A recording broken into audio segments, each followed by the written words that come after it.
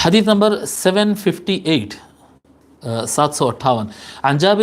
جابر رضی اللہ عنہ ان رجلا اتى النبي صلی اللہ علیہ وآلہ وسلم يستطعمه فاطعمه شطر وسق شعیر۔ حضرت جابر رضی اللہ تعالیٰ عنہ کہتے ہیں کہ حضور صلی اللہ علیہ وآلہ وسلم کے پاس ایک شخص حاضر ہوا اور پوچھا کہ یا رسول اللہ میرے پاس کچھ کھانا نہیں ہے، آپ میرے کو کچھ کھانا دیجئے، غریب آدمی ہوں، کچھ چاول گیہوں دال کھجور کچھ بھی آپ مجھے دیجئے۔ تو حضور صلی اللہ علیہ وآلہ وسلم ان کو 120 کلو جو دیتے ہیں۔ یہاں پر 120 کلو نہیں لکھا ہوا ہے کیونکہ وہ زمانے میں کلو نہیں تھا، یہاں پر لکھا ہوا ہے آدھا وسق۔ تو وسق کتنا ہے بتائے تھے ہم؟ 240 kg 240 کلو ہم بتائے تھے۔ تو حضرت جابر کہہ رہے ہیں کہ آدھا وسق اس کو، یعنی 1 کنٹل سے زیادہ اس کو جو حضور صلی اللہ علیہ وآلہ وسلم عطا فرما دیتے ہیں۔ اچھی بڑی کوانٹٹی، وہ پیٹ پہ اٹھا لے کر لے کے بہرحال جیسا بھی لے جانا تھا وہ شخص لے کر چلے جاتا۔ پھر فرماتے فما زال الرجل يأكل منه وامرأته وضيفهما، بس وہ آدمی اس میں سے کھاتا رہا، اس کی بیوی بھی کھاتے رہے، یعنی پورا گھر بھی کھاتا رہا، ان کے پاس مہمان آتے جاتے تھے وہ لوگ بھی کھاتے رہتے تھے، کھاتے کھاتے وہ کبھی ختم ہی نہیں ہو رہا ہے، وہ کھاتے کھاتے یہاں تک کہ حتی کالہ، ایک وقت ایسا آیا کہ بھئی ہم اتنا کھا لیا، اب اتنا بچا ہوا ہے، ایک کام کریں گے اس کو اپن تول کے تو دیکھ لیں گے کہ کتنا ہے۔ تو وہ آدمی کیا کرتا ہے پھر، وہ زمانے میں جو ہے وہ جیسا بھی تول کا طریقہ تھا ان تول کے دیکھ لیتا۔ فأتی النبی صلی اللہ علیہ وآلہ وسلم،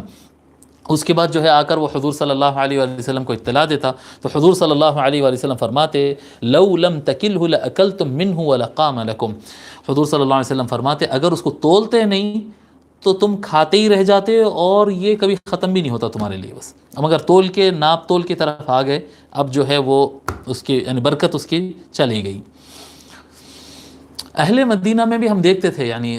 چھوٹے رہنے کی بات ہے، ہم لوگ بچپن میں جب ہمارے یابا ہمارے کو اللہ ان کو غریق رحمت کرے، ہم لوگ کو مدینہ شریف لے گئے تو اہل مدینہ کی خصوصیت، ہم مکہ شریف بھی گئے اور مقدس مقامات پہ گئے، لیکن اہل مدینہ کی میں بات بتا رہا ہوں۔ پرانے زمانے میں مدینہ شریف میں جو بڑے لوگ ہیں وہ لوگ جانتے ہوں گے، دیکھے ہوں گے، لکڑی کے ایسے گول گول دکان رکھے ہوئے رہتے تھے، بیچ میں آدمی بیٹھا ہوا رہتا، چاروں طرف سے دکان۔ اکثر ہمارے پاس ایگزیبیشن اور کیا کہتے ہیں نمائش وغیرہ کے موقعوں پر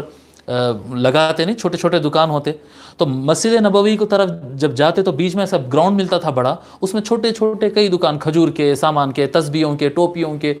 مختلف قسم کے کھلونوں کے دکان، ایسے لوگ لکڑی کی دکان لگا لے کے بیٹھے تھے، چھوٹی سی اوپر سے چھتری ہوتی تھی دکان۔ یعنی ہم آتے جاتے اگر ٹھہر کے دکان پہ صرف ایسا دیکھ رہے ہیں بھی، ہماری بات نہیں بتا رہا ہوں میں، جتنے بچوں کی بات بتا رہا ہوں، ہمارے ساتھ کچھ اور ہمارے لوگ بھی ساتھ میں تھے، وہ بچے تو ہم دیکھتے تھے کہ وہ تو منگ لیتے تھے باضابطہ، ایک کھجور میں لیوں کیا،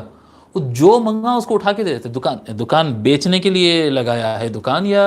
بانٹنے کے لیے، مگر کوئی آدمی مانگے تو یہ نہیں کہتا کہ یہ بیچنے کا ہے، اٹھا کے دے دیتا۔ کوئی خریدے تو بیچتے تھے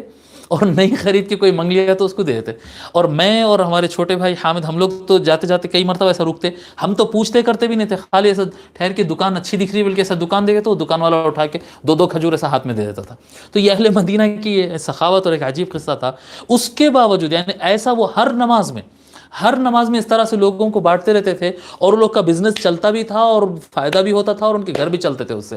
جی آج کے زمانے میں جو ہے وہاں کا تو معاملہ مجھے نہیں معلوم، لیکن آپ دیکھیں یعنی اتنا گرام تول رہے ہیں، اور دنیا میں پوری بے برکتی، لاکھوں کروڑوں روپے ہیں اور سکون کہیں پر نہیں ہے۔ یہ برکت تھی پرانے زمانے میں، حضور صلی اللہ علیہ وآلہ وسلم کی امت جتنی سخاوت کرتی اور جتنا ناپ تول سے ہٹ کر جتنا کھلے ہاتھ سے کام کرتے، اتنی زیادہ اللہ تبارک و تعالیٰ ان کو برکتیں عطا فرماتا تھا۔ ٹھیک ہے،